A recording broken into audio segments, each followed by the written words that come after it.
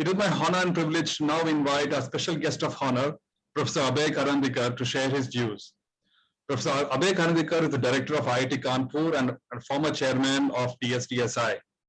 He is a part-time member of TRAI and a renowned academician.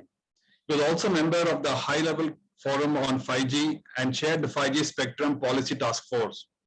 Awarded with IEEE SA Standards Medallion in December 2016, he has several patents to his name and contributions to IEEE and 3GPP standards. Thank you for being with us, sir, today. Over to you. Thank you. Thank you very much for inviting me. Let me just share my slides. Yes. So I will just share a few thoughts on Wi-Fi 6 and what is the emerging communication landscape that is there in India. TV Ramachandran spoke about it, and I will just take it forward. In terms of what is the importance of Wi-Fi in the context of 5G. In fact, Wi-Fi has a greater role to play when we roll out the 5G cellular mobile communication systems. And in Indian context, I will also briefly touch about what is the role of Wi-Fi in the rural broadband connectivity, particularly the Government of India's ambitious project on BharatNet and the CSC Wi-Fi Chaupal. And I will also briefly talk about the IEEE P1 standard that we have been driving for the last couple of years.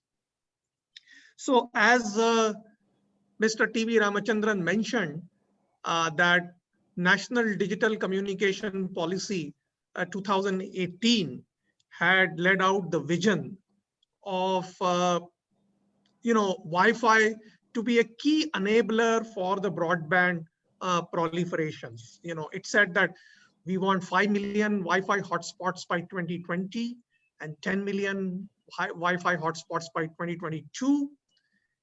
And at the same time, there was a TRAI recommendations on the public Wi-Fi networks to promote the open public Wi-Fi access, make use of the BharatNet infrastructure, and enable a widespread broadband proliferation.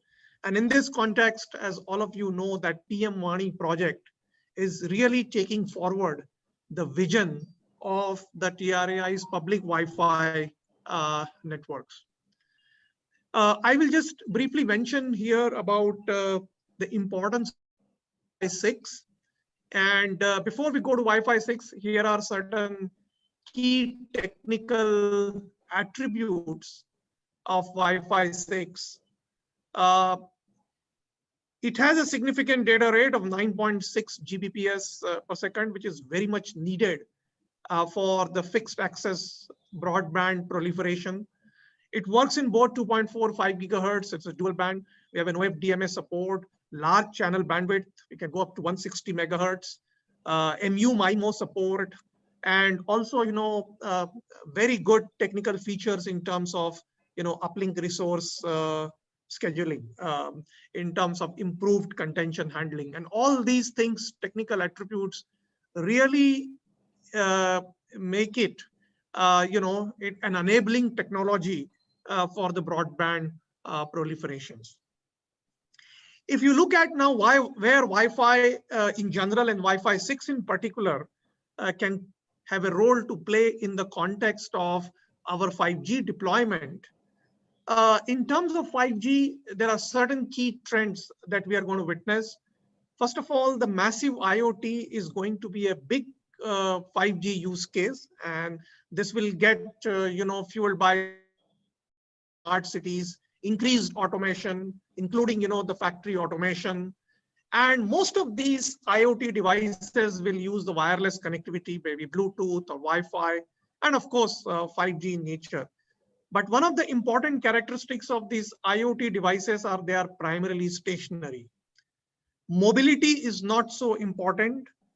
And while we need mobile networks for the flexibility and the ease of use. As we know that large percentage of mobile users are stationary. In fact, cellular communications is currently the primary communication device in the Indian context. It is not just for the mobility. We need it as the primary access mechanism. When it was 2G or 3G, it was used for voice, and now with 4G and 5G, it will be used as the primary broadband access mechanism. And whether it is in terms of enhanced mobile broadband use case of 5G, or whether it is in terms of the IoT, the fixed use case, the stationary use case remains a primary and significant important use case of the 5G. And therefore, since it is the primary broadband access mechanism, it is necessary to reduce the cost and the resource consumption. And in this context, we feel that Wi-Fi 6 really supplements and complements the deployment of the cellular mobile communications. While the 5G cellular mobile communications can provide as an umbrella coverage for the mobility, the Wi-Fi and Wi-Fi 6 hotspots can serve as an important access technology, particularly in the context of stationary and low mobility users, where the public Wi-Fi can supplement, the eMBB use cases, whether they are hotspots or work in cloud, or whether they are online educations or conference like this that we are doing, the virtual reality or the social networking, or whether the support for the IoT use cases. We believe that the Wi-Fi 6 really provides an important complementary deployment use case that can coexist and in fact will be needed to supplement the 5G cellular mobile communication, which will be providing as an umbrella coverage. The key issue here is, of course, the authentication and security. Thankfully, the 3GPP 5G system architecture with its enhanced 5G core has come out with a very good authentication and secure communications for the Wi-Fi. We know that currently in the networking space, there is an increased network densification. In India, when we have deployed the 5G or the Wi-Fi hotspot, all get deployed simultaneously. You will have 4G LTE base stations, we'll have 5G base stations, we'll have Wi-Fi hotspots, we will have millimeter wave 5G. So this really leads to a multi-radio access technology, and a unified 5G core provides a common interface towards the core for the access networks, whether it is an LTE or whether it is Wi-Fi 6 and whether it is a 5G NR.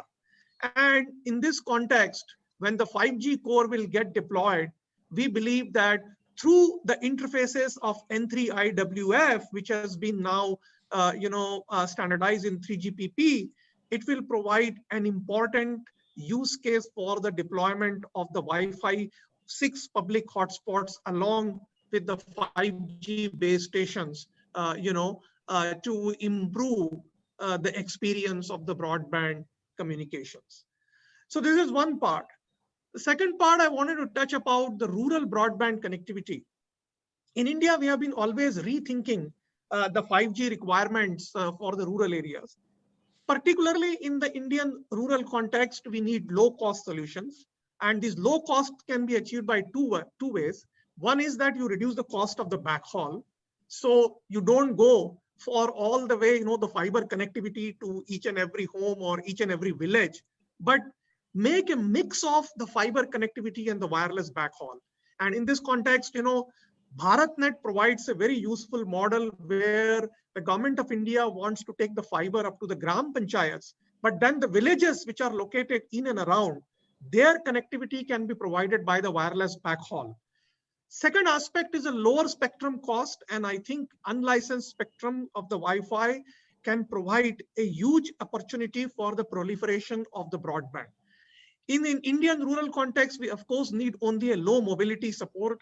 Mobility is required, the stationary and the low mobility, but not a very high speed mobility. There are also small number of vehicles also in the rural area.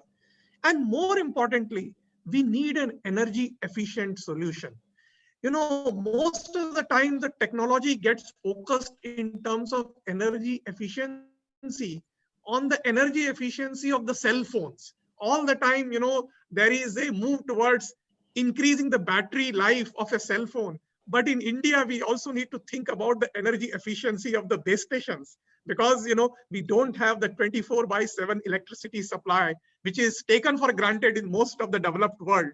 And that is why we really need an energy efficient solution for the access networks and for the base stations and finally, of course, we need the large coverage area support. And in this context, therefore, I see that the combination of providing the broadband proliferation in the rural areas at a lower cost and the stationary access along with energy efficiency can be done with a combination of 4G, 5G, and the Wi-Fi hotspots. So this is the architecture that we were envisaging in the P2061, where we can have the large coverage area cells to provide ubiquitous connectivity, and that can be provided as shown here by mobile base stations. But small cells, and which are like a Wi-Fi hotspots, can act as high-speed access point. And wireless middle mile can be used to backhaul the data, which has been shown here. And here we believe that Wi-Fi 6 can support both the backhaul as well as the hotspots. It has the capability to sort of do that. And this nicely complements with the BharatNet's Wi-Fi service delivery model. As I just mentioned that the BharatNet envisages taking the optical fiber to the Gram Panchayats. There are about 250,000 Gram Panchayats and about 600,000 villages in the country. So once the fiber, we know that almost up to 150,000 Gram Panchayats, we have reached the fiber. But then, we need to provide the connectivity that Wi-Fi hotspots for service delivery with the technologies such as Wi-Fi 6 as point-to-point Wi-Fi links and as the hotspots can really help proliferate the broadband in the villages. I am also a part of CSC Wi-Fi Chopal services, which is actually providing the Wi-Fi connectivity using the BharatNet service delivery model. CSC is an organization to deliver citizen services as given by the Government of India and state governments. And convergence of this BharatNet and CSC Wi-Fi delivery has a significant scope in terms of providing the digital e-government services to each and every citizen of the country. The convergence would help in effective maintenance and utilization of BharatNets and also strengthen the common service centers, and it can support the Government of India's Digital India initiatives and empower our rural community. So that's all I thought I had to share. I know that the program is very tightly packed, and I had about 10-12 minutes to talk about this. I believe that Wi-Fi being the primary broadband access mechanism for almost majority of our we believe that a 5G and the Wi-Fi access technologies can really help proliferate the broadband to all parts of India. And as I mentioned here, that all Wi-Fi access technologies have a role to play, and particularly the Wi-Fi 6 has an important role to play. And we should really strive towards making sure that we have the deployment of this technology along with the upcoming 5G deployment in the country, because the stationary use case continues to be an important use case for us. So thank you very much. Thank you.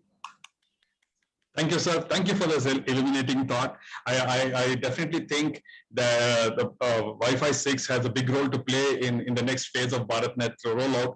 I hope this is factored in our